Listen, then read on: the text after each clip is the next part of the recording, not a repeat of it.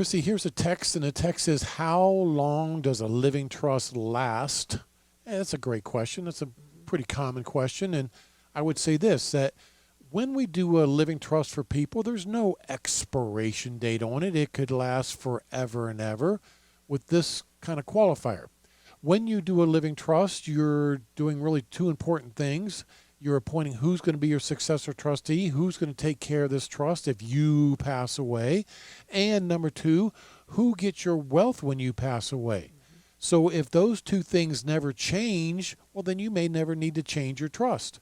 If you do a trust today and you've appointed Bill to be your successor trustee, and 5 years from now you say, I really would like for James to be my successor trustee, well, now you're changing your trust, not because it's expired, but because you're changing who you want to take care of business when you pass away. Exactly. And we take care of that through an amendment to trust. It's no big deal. Correct.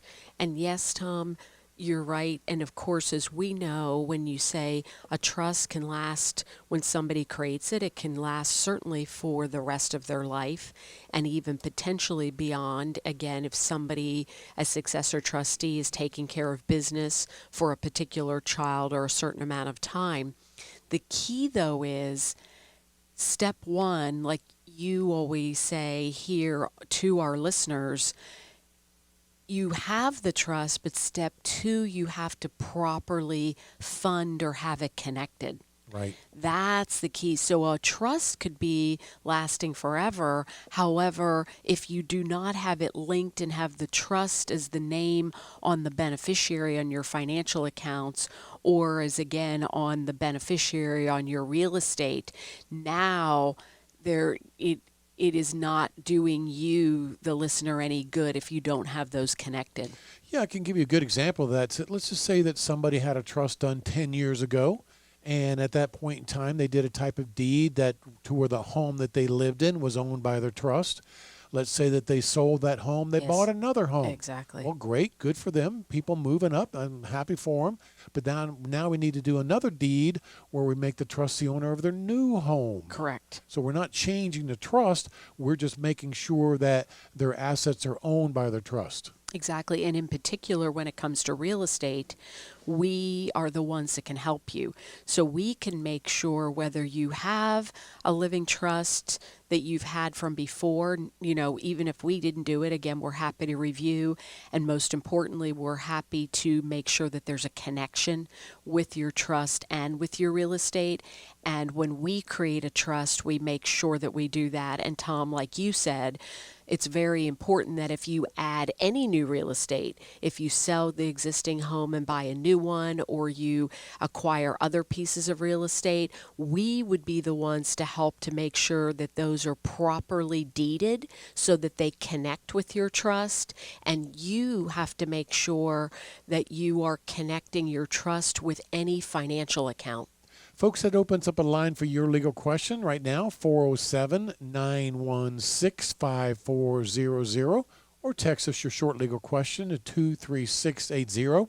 Chrissy, there's no limit to how many times we can amend somebody's trust, and you and I, we both had different clients over the years that sometimes, they do a trust and it lasts forever. There's no change to be made, but I've also had clients that I think they're in here once a year making changes to your trust, Yes. through the trust, and hey, we're happy to accommodate, but at some point in time, we quit amending the trust and we do what's called a restatement of trust, where we throw out the old trust and all the prior amendments to it, and we start brand new, fresh with a trust. Now, that trust, we continue to use the same name and the date of the trust, so we don't have to change into the assets. We just have a new paperwork, you might say, a new version of the trust on paper, just to make things nice and clear and easy for people going down the road. I agree. Yes, very important, because that's where you can always do amendments and you read them together, if you will. But you're right, Tom, if somebody does too many, in order to, again, back to our whole goal of keeping it simple, sometimes doing a restatement is the better way to go.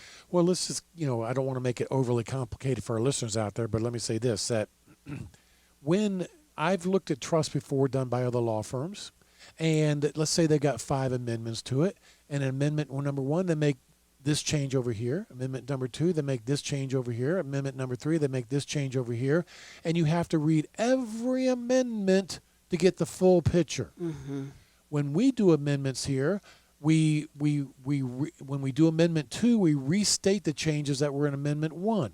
When we do Amendment 3, we restate the changes that were done in Amendment 1 and Amendment 2, so that all you really have to do is look at the most recent amendment to get the full picture of what's going on with the trust at Yes. the very last amendment. Yes, exactly. And that's, again, we are trying to keep it simple for you, the listeners. And as part of that, what you're pointing out is if we're doing our job, we're still making that process simple for them to read it. It makes me think about, I don't know if it was you or one of the other lawyers in our office saying, there was a judge a few months ago that happened to look at one of my living trusts, and he goes, that's the best, most clear living trust I've ever seen before. Those words got back to me. I was so glad to hear that, because we've looked at enough trusts to know what's good and what's bad. Exactly. And it's really quite basic, folks. I mean, is that every name of a person within a living trust, we bold it. So easy to find. The name of the trust right there on page 1. I mean, simple things that anybody can look at that living trust and very, very quickly figure out what's going on, versus looking at a 30-page trust where I got to flip through every page, and to get to the end, I got to go start at the beginning, flip through it again, just trying to find what I'm looking for.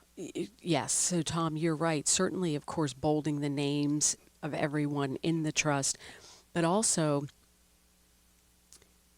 our wording. Yeah. Again, back to keeping it simple. Yeah. So that it's easy for anyone picking up that trust to understand. And we know that so many times, not only, like you're saying, you can't even find what you're looking for in this 100-page trust, but even once you get there, 1 minute. it is not clear.